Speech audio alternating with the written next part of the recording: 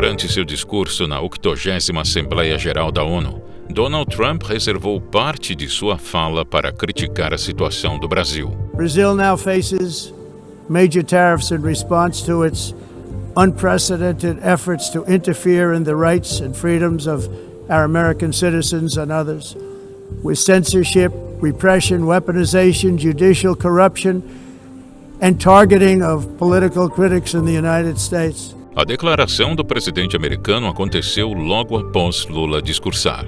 Na sua fala, o presidente do Brasil fez críticas indiretas aos Estados Unidos. Seguiremos como nação independente e como povo livre de qualquer tipo de tutela. Não há justificativa para as medidas unilaterais e arbitrárias contra nossas instituições e nossa economia. As apresentações dos líderes mundiais acontecem anualmente na sede da ONU. Presidentes do Brasil são sempre os primeiros chefes de Estado a abrir o evento, por causa de uma tradição diplomática que explicaremos ao final deste vídeo. O presidente dos Estados Unidos é quem palestra em seguida, por ser o país anfitrião, onde fica a sede da ONU. Foi este protocolo antigo que possibilitou o encontro casual dos dois líderes. Assim que Lula deixou o púlpito da Assembleia, cruzou com Trump, que se preparava para discursar. Essa foi a primeira vez que os dois líderes mundiais ficaram cara a cara. Realmente foi um momento espontâneo. Parece que o encontro que eles tiveram nos bastidores foi algo que não foi planejado. O presidente Lula estava saindo e o presidente Trump entrando. E neste corredor, então, tiveram alguns momentos para falar. O período delicado da relação bilateral é marcado por declarações duras de ambos os lados. Não é de hoje que os dois presidentes trocam farpas. Brazil has some very bad laws happening where they took a president and they put him in jail or they're trying to jail him. Esse país tem um dono chamado povo brasileiro. Portanto, dei palpite na sua vida e não na nossa. A relação entre os dois países vem ficando mais tensa desde julho, quando o governo Trump impôs tarifas de 50% para os produtos brasileiros. Além disso, foram aplicadas sanções financeiras e de vistos a autoridades do Brasil. O anúncio dessas medidas veio acompanhado de uma carta de Trump criticando o processo judicial contra Jair Bolsonaro e medidas contra as Big Techs americanas. Na véspera do encontro na ONU, foram definidas mais sanções às autoridades brasileiras. A esposa do ministro Alexandre de Moraes e sua empresa foram alvos da Lei Magnitsky, que já havia sido imposta ao próprio Moraes em julho. Para entender mais sobre a história dessa lei, assista ao documentário sobre Sergei Magnitsky, disponível gratuitamente aqui no canal. No mesmo dia, foi anunciada também a denúncia pela Procuradoria-Geral da República contra o deputado federal Eduardo Bolsonaro e o jornalista Paulo Figueiredo. Ambos foram acusados de coação por tentarem influenciar o resultado do julgamento de Bolsonaro no Brasil. É neste contexto que Trump, após falas duras sobre o Brasil, surpreende a todos com um anúncio inesperado. I was walking in and the leader of Brazil was walking out. We saw him and I saw him, he saw me, and we embraced. And then I'm saying, can you believe I'm going to be saying this in just 2 minutes? But we actually agreed that we would meet next week. We didn't have much time to talk, like about 20 seconds. They were in retrospect, I'm glad I waited because this thing didn't work out too well. But we did talk, we had a good talk, and we agreed to meet next week, if that's of interest. But he seemed like a very nice man, actually. He liked me, I liked him. But if you, and I only do business with people I like. When I don't like them, I don't like them. But we had, at least for about 39 seconds, we had excellent chemistry. It's a good sign. A delegação brasileira parecia não esperar a citação. E agora? Será que Lula se encontrará mesmo com Trump? Se a reunião realmente acontecer, será a primeira conversa bilateral com os dois presidentes. Até o momento da gravação deste vídeo, data e local ainda não haviam sido divulgados. O debate sobre o possível encontro já aqueceu os principais veículos do país. Está faltando o diálogo, porque todo diálogo, ele começa com dificuldades, mas sendo o diálogo, ele acaba resolvendo as questões. Mas aí Lula teria que procurar, então, teria que quebrar essa barreira. Ah, sem dúvida alguma, quebrar essa barreira de não falo com fulano, né? Essa coisa no sistema internacional não existe. Você tem que falar para encontrar solução. Nos últimos meses, Lula adotava o discurso sobre tentativas de negociação. Eu coloquei nada mais, nada menos que o meu vice-presidente Geraldo Alckmin, meu ministro da Fazenda, Fernando Haddad, e meu ministro do Comércio, meu ministro de Relações Exteriores, Mauro Vieira, para serem negociadores com os Estados Unidos. Até agora, nós não conseguimos falar com ninguém. Então, eles não estão dispostos a negociar. O que eu disse? O seguinte, se o Trump quiser negociar, o Lula e a Paz e Amor está de volta. Eu não quero guerra com os Estados Unidos. Eu quero negociar. Quando questionado, disse não fomentar atritos com o presidente americano. Eu vou cumprimentá-lo porque eu sou um cidadão civilizado. Em entrevista à BBC antes do encontro, o presidente justificou a ausência de contato com Trump, dizendo que era o presidente americano quem não queria conversa. You've written articles which you say are to start a dialogue with Donald Trump. Why not just pick up the phone to him? Porque eles não querem conversar. But he said you can call him Eles não querem anytime. conversar. Eles não querem conversar. Eu estou dizendo há 4 meses que nós estamos dispostos a conversar. É importante lembrar que quando o presidente Trump comunicou a taxação ao Brasil, ele não comunicou da forma civilizada que 2 chefes de Estado se comunicam. But now, why not try pick up the phone to him? Ele publicou no portal dele.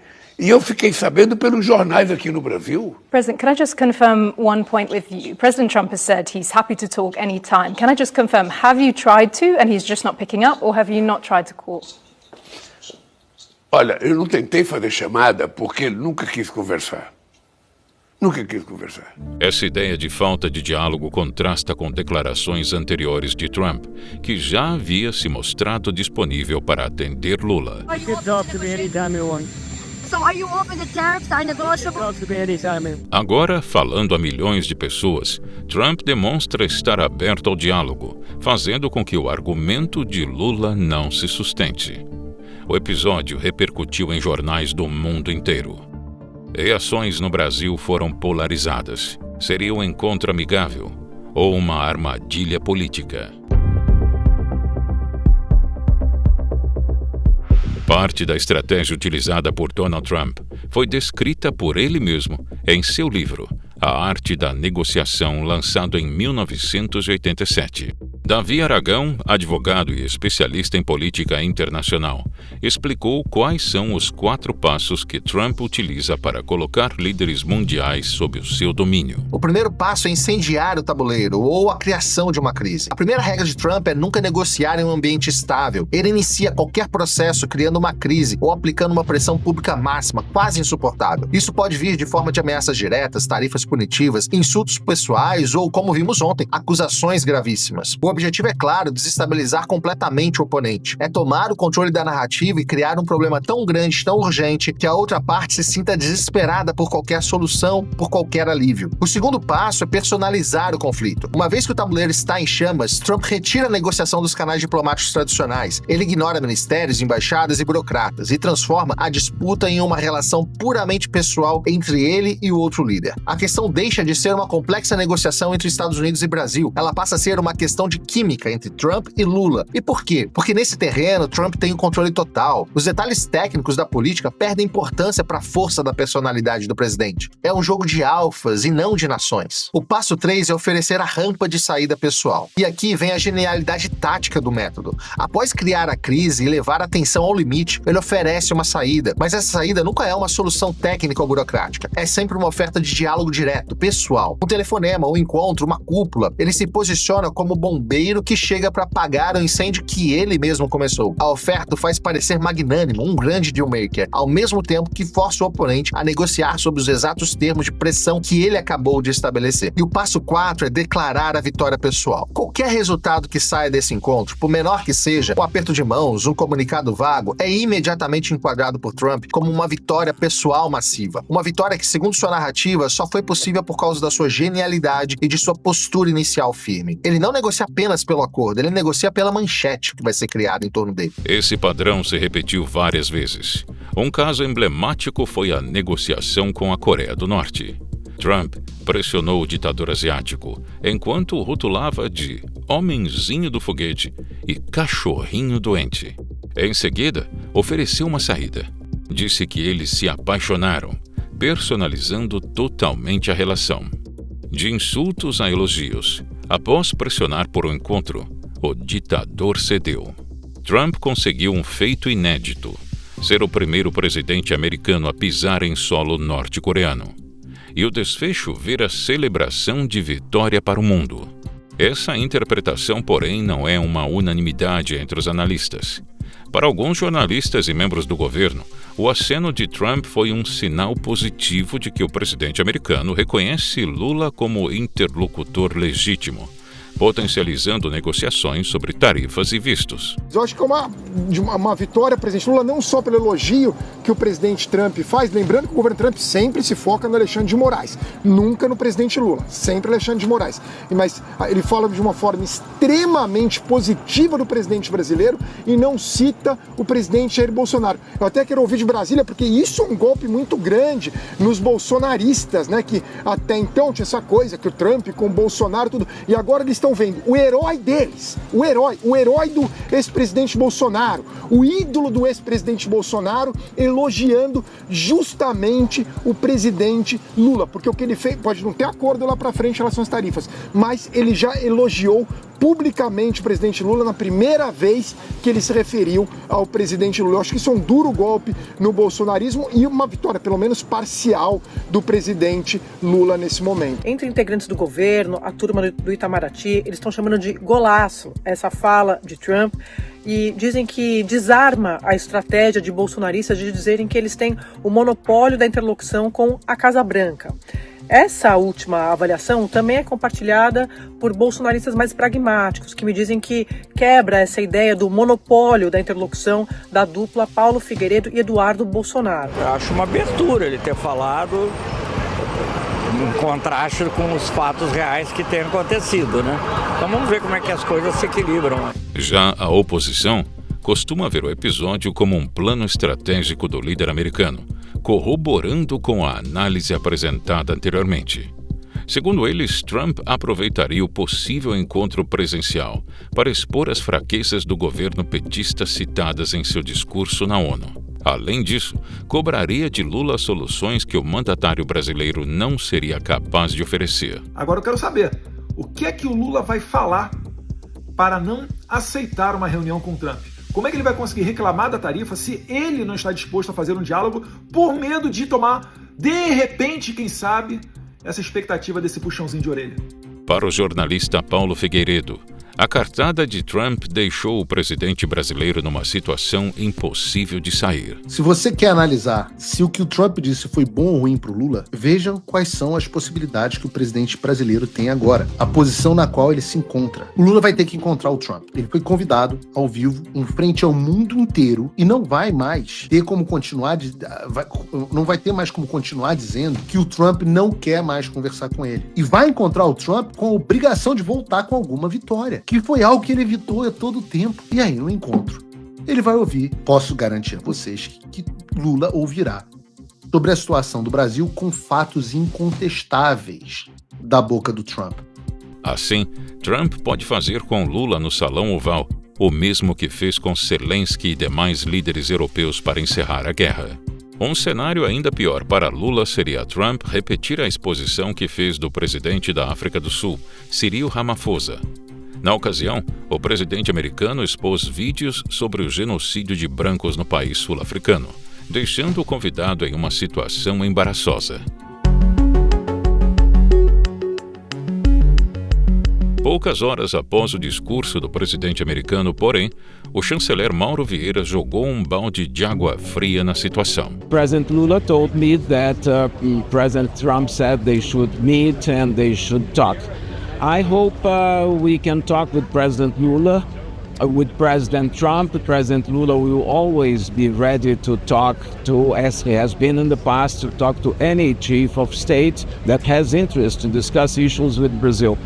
And in this case, it will have to be by a phone call or video conference because, unfortunately, President Lula is leaving tomorrow back to Brazil. He's very busy. He has a very busy agenda, so it won't be possible to meet personally, but they will speak, and I'm very glad that it happened. O Itamaraty vê o episódio com cautela e diz querer evitar uma saia justa entre os dois países.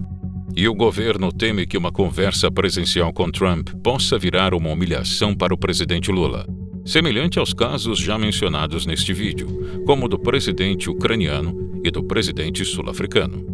Em coletiva de imprensa recente, Lula não descartou falar presencialmente. Eu tenho muitas coisas para conversar, eu tenho certeza que ele tem muitas coisas para conversar, e eu acho que entre dois chefes de Estado, de dois países importantes como Brasil e Estados Unidos, preciso conversar com base em dados verdadeiros, em coisas verdadeiras.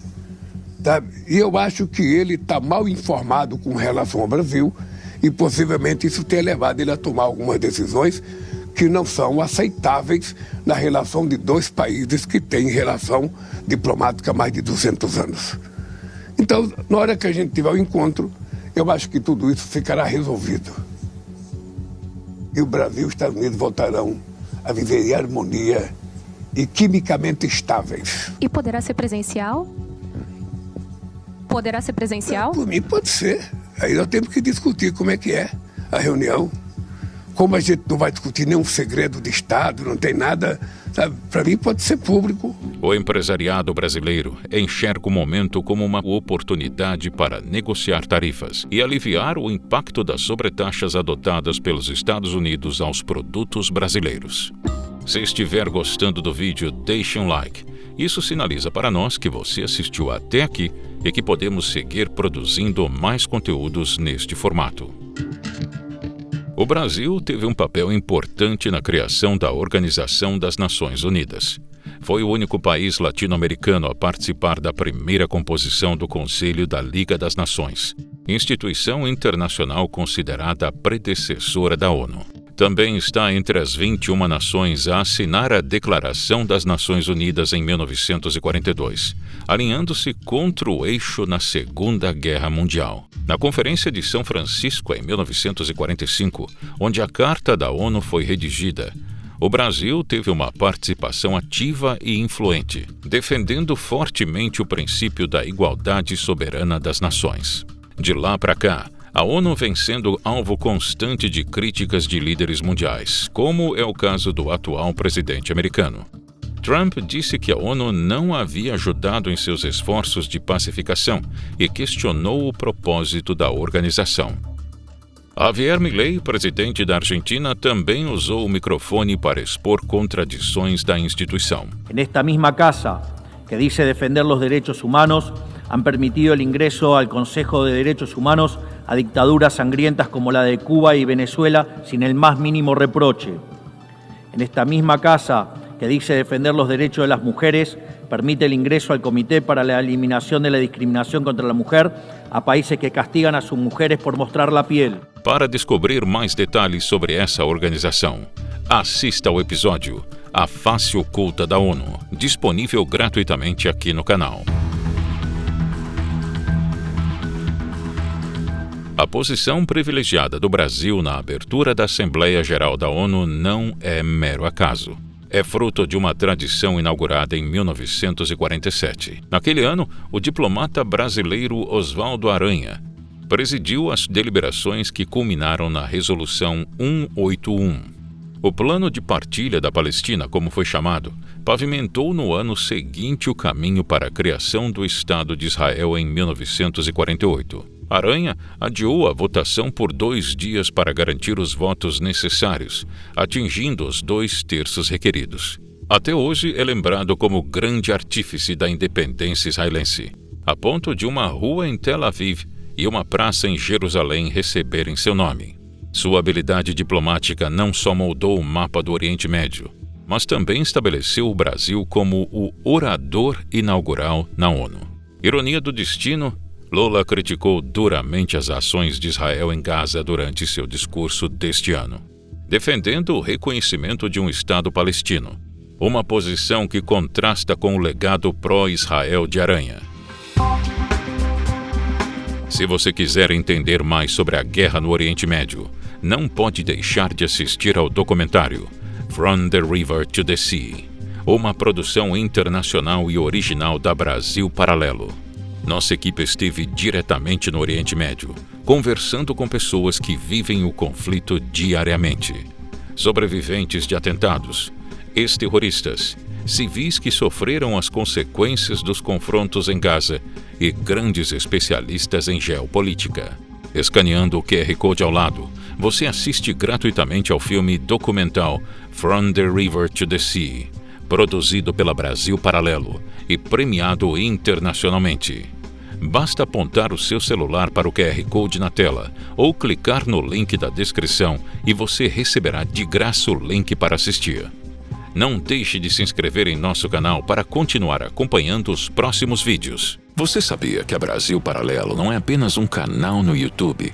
A Brasil Paralelo tem um streaming completo, com produções originais que você não encontra em nenhum outro lugar. Um catálogo de filmes selecionados e mais de 90 cursos em diversas áreas do conhecimento humano. Nossas produções buscam a verdade histórica e levam esclarecimento a todos os brasileiros, unindo educação e entretenimento. Tudo é feito de forma independente, sem aceitar nenhum centavo de dinheiro público. Por isso, só conseguimos tirar nossas produções do papel graças ao apoio das pessoas que decidem assinar a BB e liberar acesso ao nosso streaming com conteúdo exclusivo. Cada assinatura nos permite chegar mais longe na transformação cultural do Brasil. Toque no link deste vídeo e junte-se a nós. Seja um membro da Brasil Paralelo hoje mesmo.